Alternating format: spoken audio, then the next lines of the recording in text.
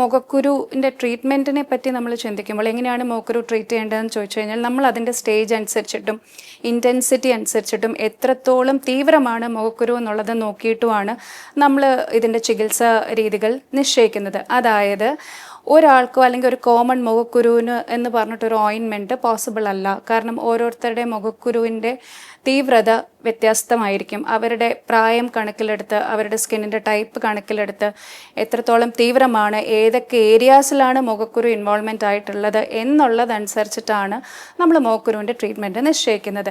ഇതിൻ്റെ കാരണങ്ങൾ കണ്ടുപിടിക്കുക എന്നുള്ളതാണ് ഇതിൻ്റെ അകത്ത് ഏറ്റവും ഇമ്പോർട്ടൻറ്റ്. കാരണം മുഖക്കുരു വരാൻ ഒരു കാരണം ഉണ്ടാവും.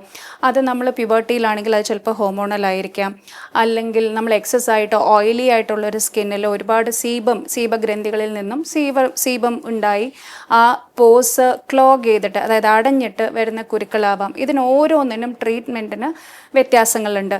നമ്മൾ ട്രീറ്റ്മെൻറ്റ് ഇടയ്ക്ക് നമ്മൾ ആദ്യമേ സ്റ്റേജിൽ തന്നെ നമ്മൾ ഡോക്ടറിനെ കാണുന്നതിൻ്റെ ഉദ്ദേശം എന്താണെന്ന് പറഞ്ഞു കഴിഞ്ഞാൽ ഒരു പരിധി വരെ മുഖക്കുരുവിൻ്റെ ഭാഗമായിട്ടുണ്ടാവുന്ന, അതായത് ഒരു പോസ്റ്റ് ഇൻഫ്ലമേറ്ററി സെക്യുല എന്ന് പറയും. അതായത് മുഖക്കുരു വന്നു, നമ്മൾ ട്രീറ്റ് ചെയ്തില്ല എങ്കിൽ പാടായിട്ട് ഹീൽ ചെയ്യാം, അല്ലെങ്കിൽ കുഴികൾ അല്ലെങ്കിൽ കലകൾ പോലെ രൂപപ്പെടാം.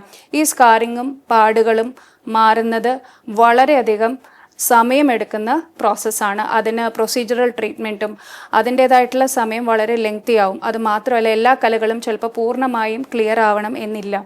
അതുകൊണ്ട് എത്രയും നേരത്തെ ട്രീറ്റ്മെൻറ്റ് എടുക്കുന്നു അത്രയും കലകൾ ഉണ്ടാവാനും പാടുകൾ വീഴാനുമുള്ള സാധ്യത കുറഞ്ഞിരിക്കും. ഓയിൻമെൻറ്റുകളിൽ തന്നെ നമ്മൾ കുറയ്ക്കാൻ പറ്റുമോ എന്നുള്ളതാണ് നമ്മൾ ഫസ്റ്റ് സ്റ്റേജിൽ നോക്കുക. അതിൽ കൺട്രോൾ അല്ല എന്നുണ്ടെങ്കിലാണ് നമ്മൾ ആ സീബഗ്രന്ഥികളുടെ നീർവീഴ്ച അല്ലെങ്കിൽ ഇൻഫ്ലമേഷൻ കുറയ്ക്കാനായിട്ട് നമ്മൾ അകത്തോട്ടും നമ്മൾ ഗുളികകൾ കൊടുക്കാറുണ്ട്.